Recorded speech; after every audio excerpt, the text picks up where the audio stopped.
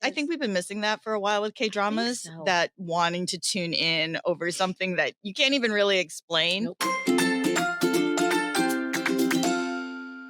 Hi, everyone. We are back with another K-drama coffee break to discuss basically all the premieres that happened in June. So many. So many. So because we did the Human 19th Life and King the Land matchup, we thought, why don't we take it week by week? So now we're going to talk about the week of June 19th premieres. Mm-hmm. So that is Lies Beneath My Garden, Numbers, Revenant, and Durian's Affair. They've changed the name like 3 times.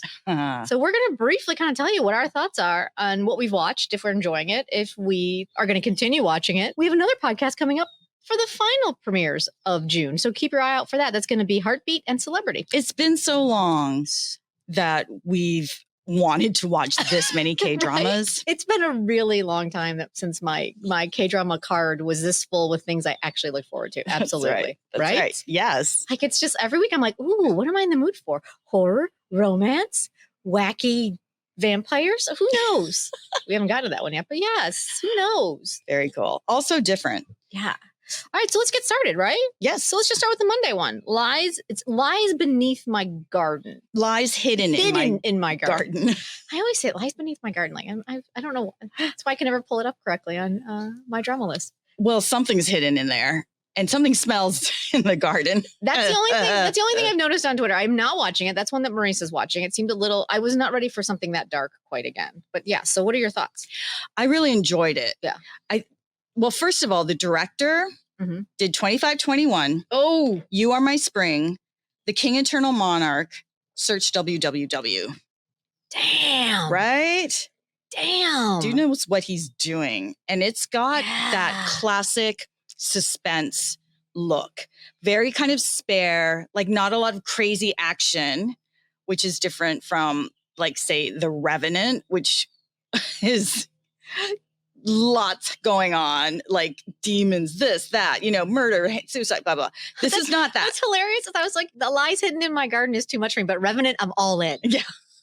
What's wrong with me? It's a totally different look. It's really kind of spare, and he really builds the suspense. It's really good. Okay. So it started as kind of a bisected episode. Like, first you have Kim Tae-hee and her husband, played by Kim Sung-ho, who we see so much. So Kim Tae-hee had, I guess, kind of a violent outburst, and they've whisked her out of Seoul. So she's got kind of a disaffected teenager because he's just being pulled back and forth, and she's not being treated for her psychiatric issues. Put it that way. Okay. I mean, she's getting medication, but you don't see her talking to a doctor, and clearly something's still off. And she smells something in the garden. Like, that's how it starts. But no one else smells it. So she's like, Am I hallucinating? So there's all this self-doubt with her. And then you have the second couple, Im Ji-yeon, blew up in the glory. Right. And her husband, Chae Jae-rim, who you were saying you've never seen this actor before. Okay, but you said you were going to wait till we actually started recording before you told me how I knew him, and I was going to like. You don't. He's a musical theater actor. Oh, okay. And he plays this horribly abusive husband, and you're like, oh my gosh.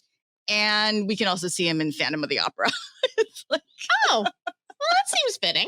Right? Okay, that works. Right?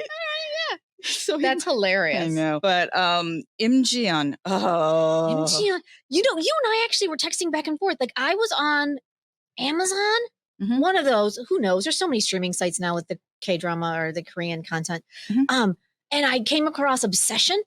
Yes. And I was like, Song Sung-ho. Song Sung-ho. Song Sung-hun. Yeah. And I was like, they showed the trailer, and I was like, that's hot. Oh, wait, is that, no, this movie's like 10 years old. That can't be her. And it was her. It was her first film, and it was NC-17. Yeah. And it was a very erotic film. The trailer was erotic. You haven't watched it? I haven't watched it yet.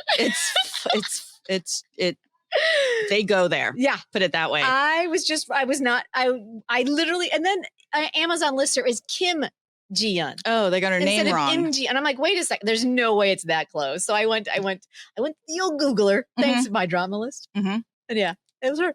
Well, she's clearly come into her own because The Glory got her the Baeksang. Yeah. And now this. Yeah. So there's this, so she plays an abused wife. Her husband mysteriously dies. And she's like, Chae Jae-rim? Yeah. Oh. But there's lots of flashbacks. There's a connection between the two husbands. One is extorting the other.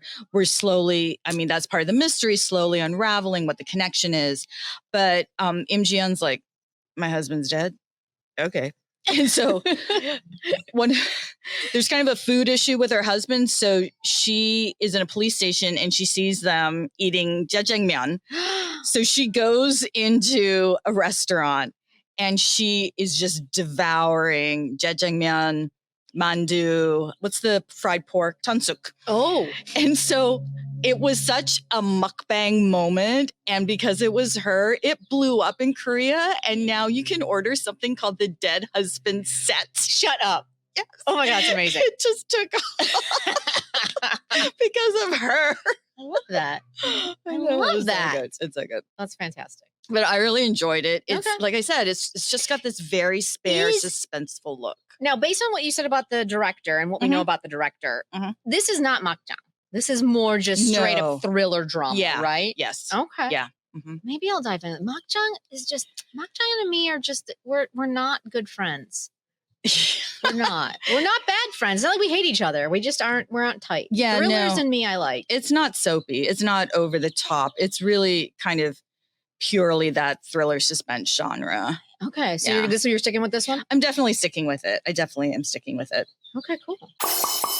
And now for some quick KThree KDrama Coffee Break business. That's right. We love sharing our K-drama thoughts with you, our community of K-drama lovers.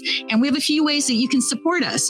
You can buy us a coffee at ko-fi.com/the-K3. And by becoming a member, you will get a calendar with weekly updates and also Jen's blog filled with her K-drama thoughts. You can also find us on YouTube. If you go into our archive, we have years of K-dramas to recommend for you.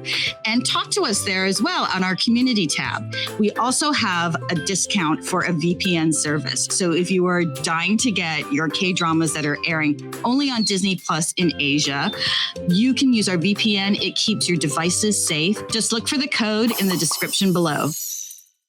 Next up is numbers. Marisa, I never knew accounting could be so intense. The swagger of all of them walking around the accounting firm. And their three-piece suits. Chae Jin-hyuk. Listen. We got to talk about him first. It's been a while, and it was really nice to see him. What was the last time? The zombie thing? No, I think it was Mr. Queen. Oh, Mr. Queen. You're right. You're right. I know it was last. And then he had that scandal, which I'm still trying to figure out how exactly it was a scandal, but it was a scandal. Okay. Where he violated COVID procedures and got arrested in an after-hours nightclub. So it was very dicey, and they tried to put it under the COVID banner. So I don't know, but yeah, he went and reflected, and now he's back. I'm glad he's back because he's just striding through those halls, all black, like he's like the badass accountant. I am the accountant of all accountants. I will crunch your numbers like no one will crunch numbers, and then I will toss my spreadsheet in your face. You do not have the power that I have as an accountant. What? This show, I was like, what is this show? I watched the first 2 episodes and I was just like, what am I watching? But yet, yeah, I was excited to hit play on episode 3. I was like, what is happening? It's got that K-drama je ne sais quoi, where is it that it just takes itself so seriously? Possibly. I've never seen a show take something so basic so seriously. But it's just, I don't know what it is. I think they just all believe it so hard. And then you've got, what's his name? Jaemin Soo, who is like, he's just a dick in real life. I mean, let's be honest. Like, have you ever seen him in any reality shows or any variety shows? The man's just kind of he's been like arrested for fighting, and like he's just kind of that alpha male dude, and he's playing an alpha male accountant. Is that the guy from Lawless Lawyer? Yeah. The head of, Chae Jin-hyuk's vice president dad. Yeah. It's just so much. But it's so fun, right? It's so fun. It's so fun. They take it so seriously. Maybe it's different in Korea. Maybe that's the thing. But here in the States, like most accountants barely leave their offices that I've known, let alone go into battle about like acquisitions. Taking down corporations with their formulas in their spreadsheets. With their opinions. I was like, what is happening? I have to write up an opinion. What is could you explain this? I'm not disparaging the profession of accounting. It's an amazing, it's spectacular, but I've never seen such aggressive accountants in my life. But they have to be that aggressive and powerful in order for the revenge story from Infinite L to like percolate. Because now I for the life of me, I can't tell how old he is. Right. Because he went from high school to not going to college to getting his GED to now getting hired. Scandal. Right. Hired, what? By this accounting firm. He did not go to Seoul National University. My God. It's a lot. He's going to exact revenge on the accountants that buried the man. Oh, because he's an orphan. Of course. He's an orphan. Of course. Yeah. Disappeared on a construction site one day. Has no idea. Disappeared. Who are his parents? No idea. No idea. 15 years later, his friends still don't know how to talk about it. Right.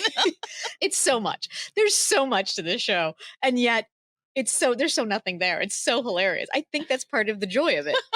It's like, what is happening? Everything and nothing. Exactly.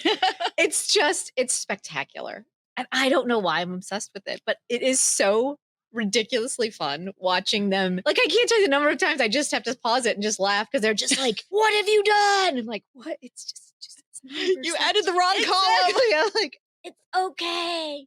That's the best though, right? I think we've been missing that for a while with K-dramas, that wanting to tune in over something that you can't even really explain. Nope.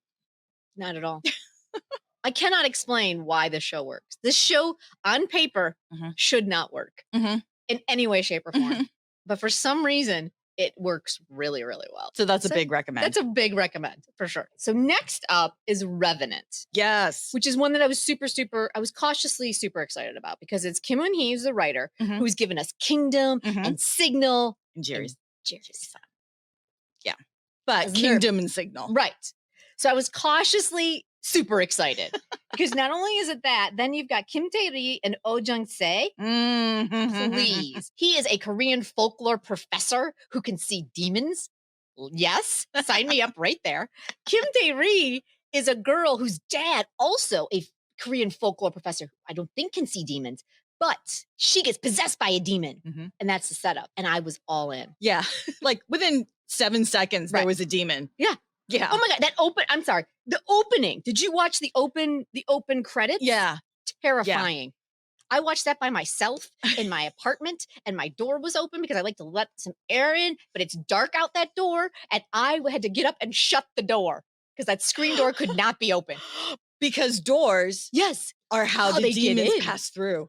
So yeah, that was a smart move. Oh my God, I was terrified. That opening terrifies me every week. Every time I watch it. It's really good. I've only watched 2 episodes. As we're recording this, there are 4 on Disney Plus. Get our VPN so that you can watch it. It's definitely been really super handy. It's and this one's really good. So good. This cast is unbelievable. Like the cameo of the actor who plays her father. That's like a space sweepers reunion. I was so excited. I was like, wait a second.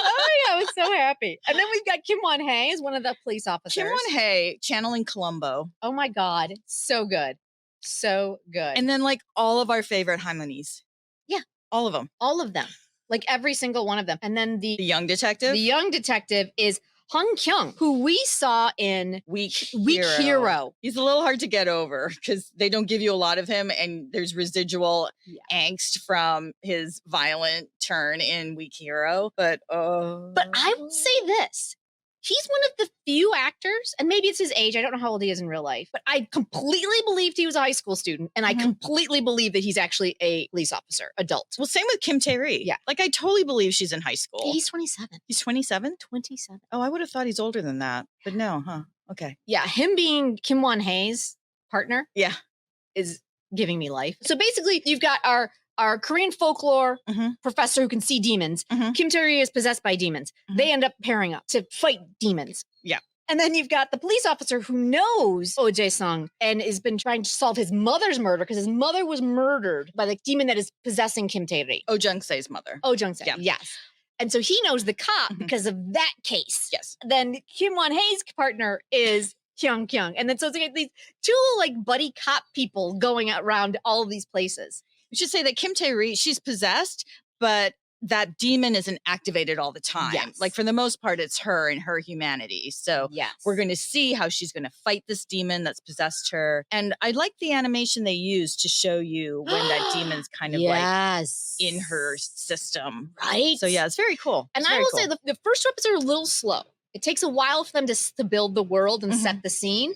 So if you are into watching it, give it the 2 episodes. And then for sure, if you are kind of into it after 2 episodes, 3 and 4 really locked me in. I'm not going to lie. I love the fact that, especially, I'm not going to give it 2, 3, and 4, but what they do is there's demons and then there's humans. Right. And how each case, there's always a demonic element to it, but there's always a human element to it. Like humans are almost worse than demons. Right. They keep saying that fascinating. People are more frightening than ghosts. And they continue on that theme as we go. And I was super, super into it. Well, when I was thinking about like what to say about the drama, I started laughing because it's just in the way that you were trying to explain what was happening. It sounds ridiculous for even though we've seen so many K-drama suspense, horror, accounting, devil, shaman filled dramas. But something about like Oh Jung-se's character, like he's so low key and he's got this fabulous architectural concrete / bunker home with not even just a murder wall. No. Murder room. Yes. And he never, like, nothing gets him riled up. Like, he just goes on a rescue and like he just sees a demon. It's demon. There it is.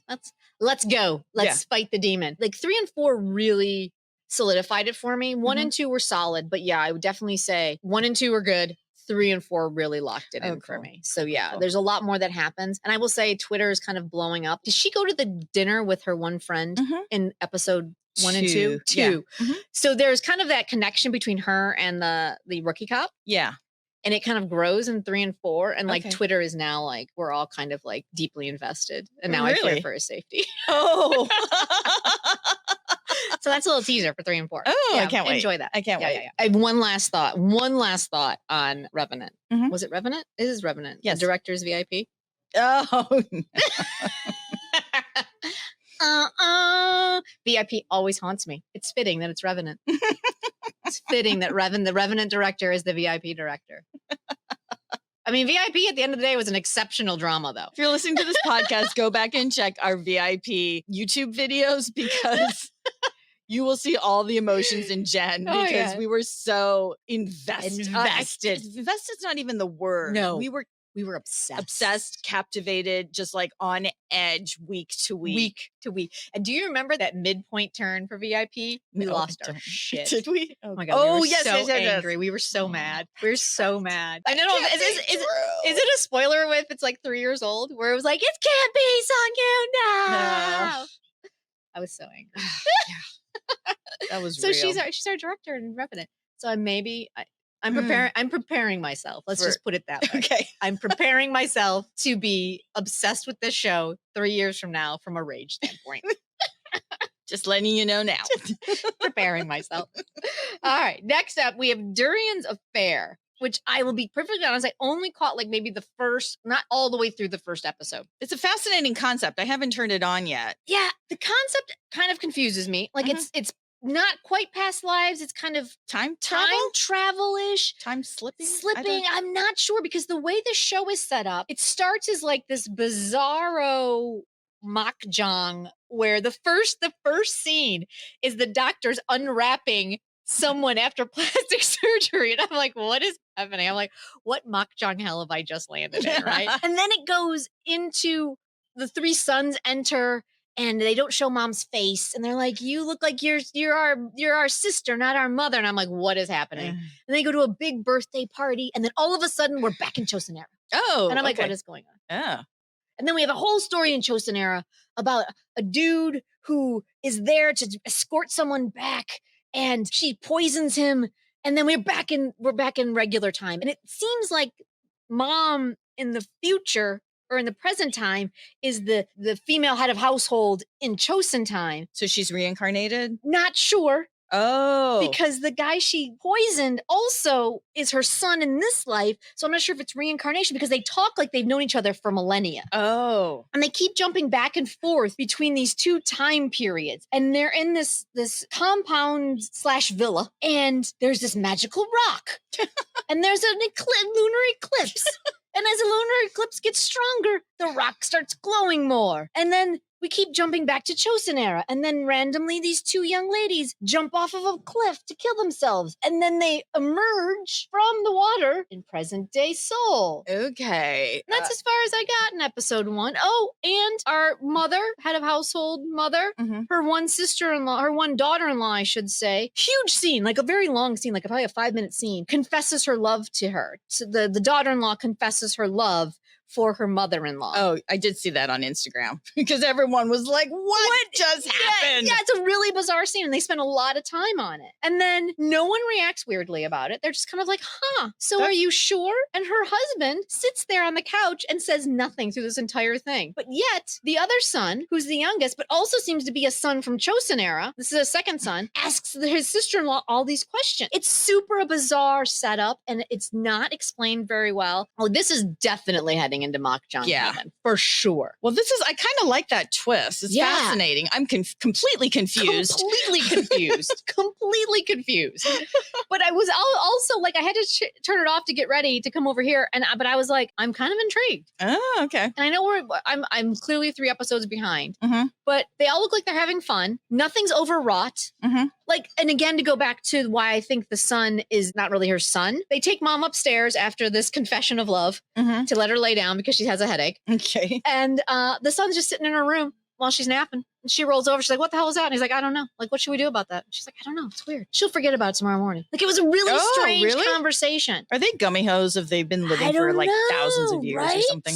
I don't know. So I'm intrigued. Okay. I'll be honest. I was shocked that I was as intrigued as I was. Yeah, because you don't like makjangs. No. Yeah. Usually they're too overwrought. But with the time travel stuff, it's intriguing enough. That definitely puts it in my wheelhouse. Okay. All right. Interesting. So, yeah. So, I mean, listen, my K-drama watch card is already pretty full, but now I'm adding 3 more with this week's premieres, Marisa. Well, the thing is, we love almost every genre, but you can kind of pick and choose if you know, maybe you watch 1 or 2 dramas a week. Right. So what is your sweet spot, Marisa, when it comes to your K-drama watch card? Well, right now, because it's summer and work is really crazy for me, I don't think I can handle more than 3. Right. Because I'm so falling behind on King the Land and See You in My 19th Life because all of these new dramas have cropped up. And I really did like Revenant and I really did like Lies Hidden in My Garden. Oh, okay. So I'm hitting my limit. Yeah. Because I can't go back to that place where I'm watching at 2 a.m. No. I really can't. No. We can't. It's too much. It's too much. It's too much. So all right, you guys. So let us know in the comments below what you're watching, what you're enjoying, what of those premieres you are sticking with, what you're dropping, and let us know. Keep us posted. And if you guys are enjoying listening to us discuss what we're watching and enjoying and, giving you good recommendations, please go ahead and follow us on the podcast or go ahead and subscribe to us on the YouTube channel. So until next time, we're the K3. I'm Jen. I'm Marisa and you. Thank you for joining us and we'll talk to you later. Yeah. Bye.